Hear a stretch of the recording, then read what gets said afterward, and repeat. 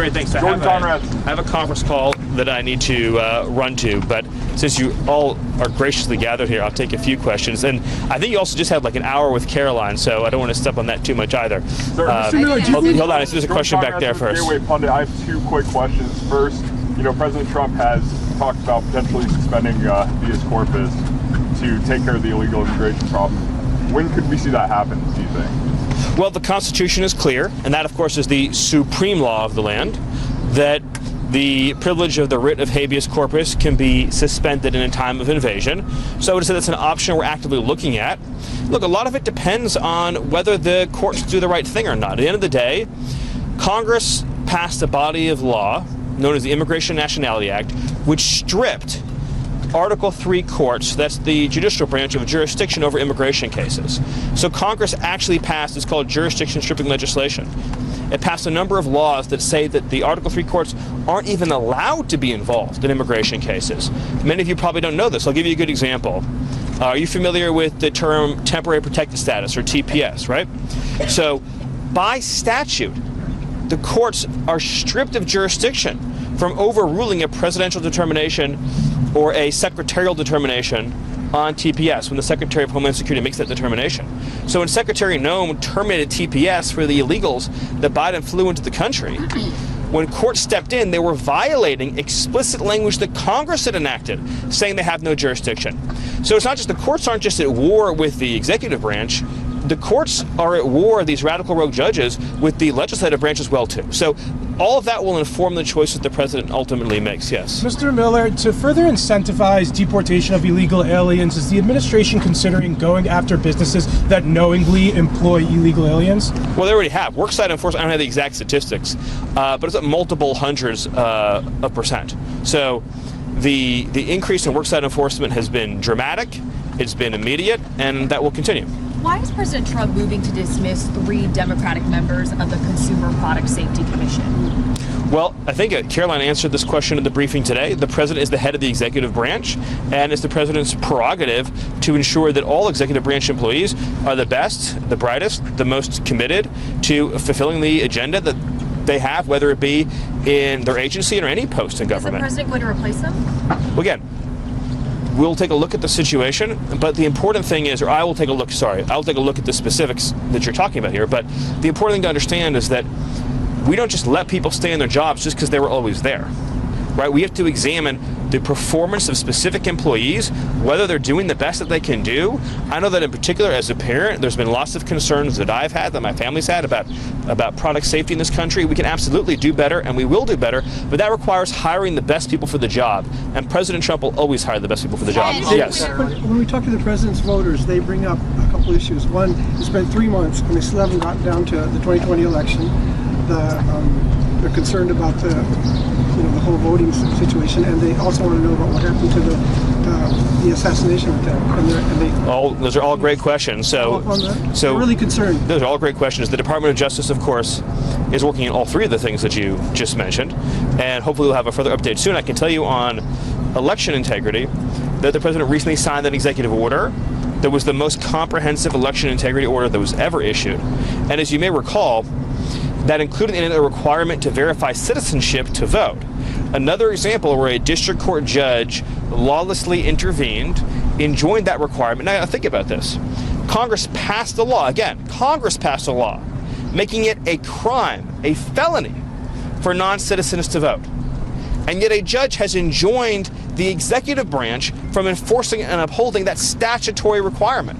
So the courts, the radical rogue judges, they don't care what Congress said, they don't care about what the Constitution says, they're just imposing their own Marxist agenda on the whole country. And that's obviously... They want to follow up on January 6th. Yeah, so, I mean, the Department of Justice is investigating all of the issues that you mentioned. I wish I had a full update for you now, but I can assure you that our Attorney General, our Deputy Attorney General, our FBI Director, and now Ed Martin, at the Weaponization Working Group will all be, and of course we put up a new DC attorney, will all be diligently working on ensuring accountability and justice. Yes, back there? Question. Tom Homan used some colorful language earlier this year to describe how he would be demanding accountability from New York City Mayor Eric Adams if he didn't cooperate with ICE. Is Eric Adams holding up his end of the bargain thus far? All I would say to that is this administration is going to pursue immigration enforcement and cooperation in every city. And anyone who doesn't comply with the laws and dictates of this country will face the appropriate legal consequences. That applies to Eric Adams, and that applies to every other mayor in this country. The law is the law is the law. And if obstruction, if hindering, if harboring occurs, then the full range of potential penalties applies to any federal official, or sorry, any state official or local official that's engaging in obstructionist behavior. But I would also say that when it comes to immigration enforcement, now that we have achieved the mission of sealing the border, you're going to see more and more resources and priorities put into the mass deportation program.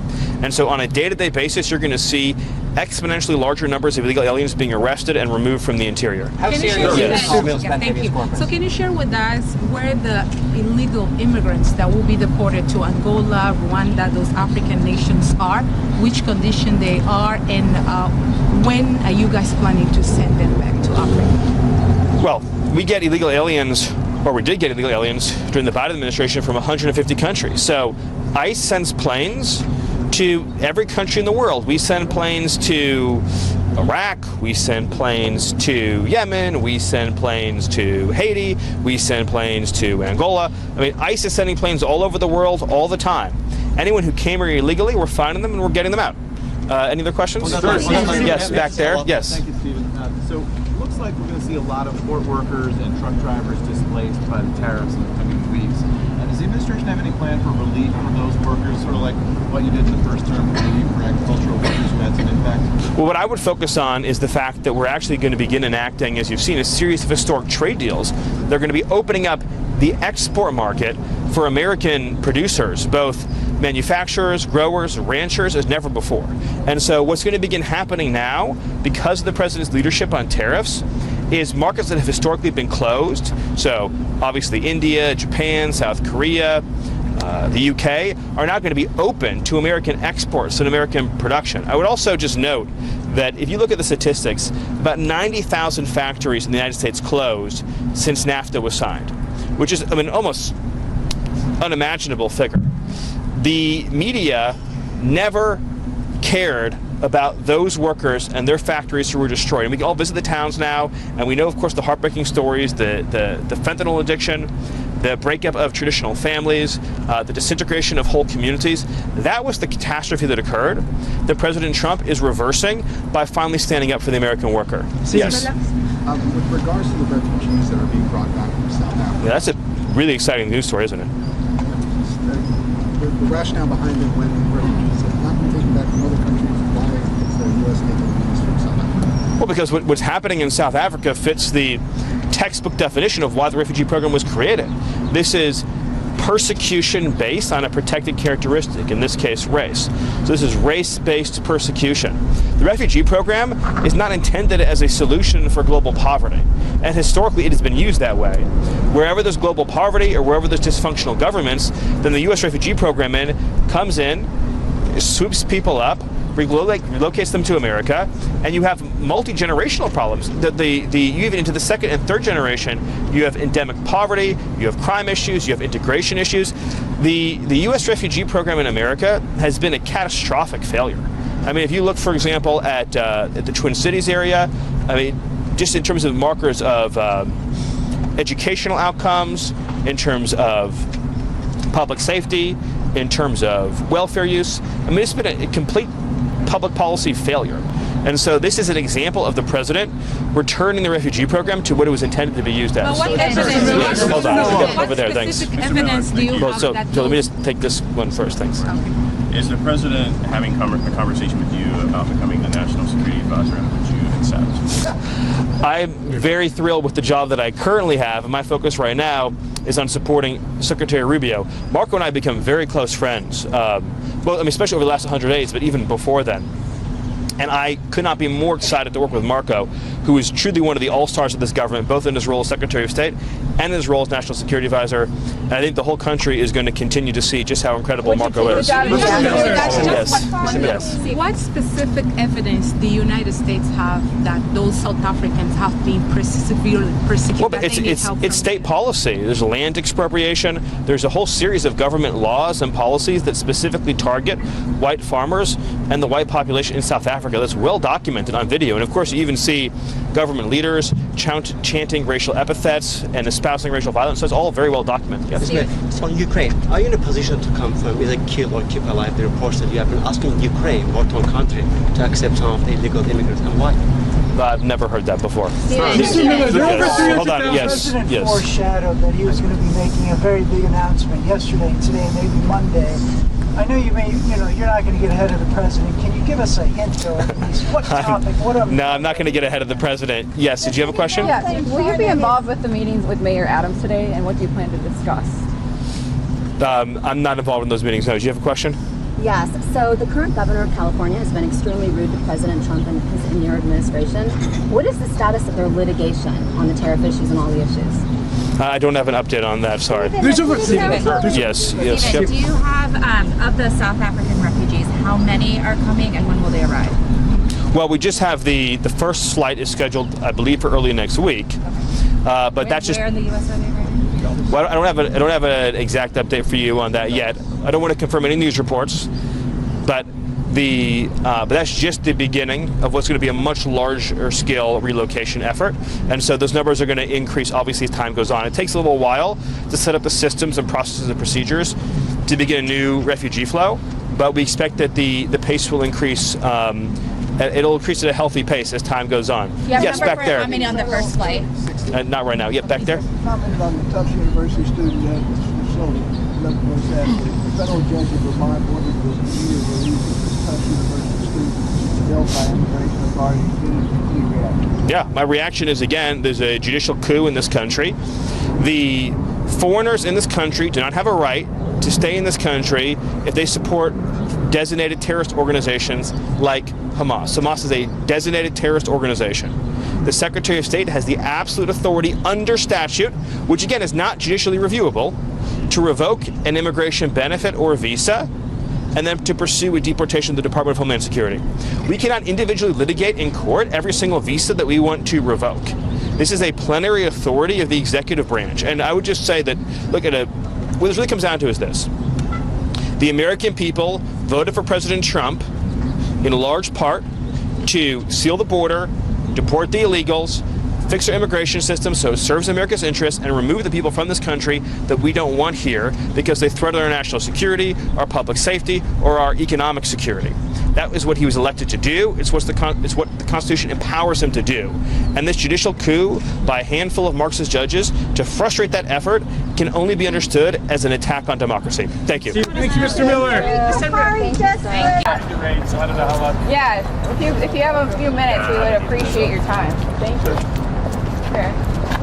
Well, Trump just posted that there's a few great trade deals in the hopper. Can you give us any glimpse at what trade deals might be coming next beyond Ukraine? There are about 24 right now, and the question of what the priority is, I think, is up to the president. And I think that Howard Lutnick and Jameson Greer have suggested that they might be moving towards getting a good deal in Asia, and there are a number of candidates for that. And that way we're kind of getting trade deals all around the world, and I think they like the look of that. But the president in the end will decide, and he's got lots to choose from to what the next deal is. But again, the interesting thing is that they're kind of bespoke deals, and so they really are going into the things that are the big concerns for the individual countries. And so each deal is quite a bit different, and so that's why they're coming one at a time.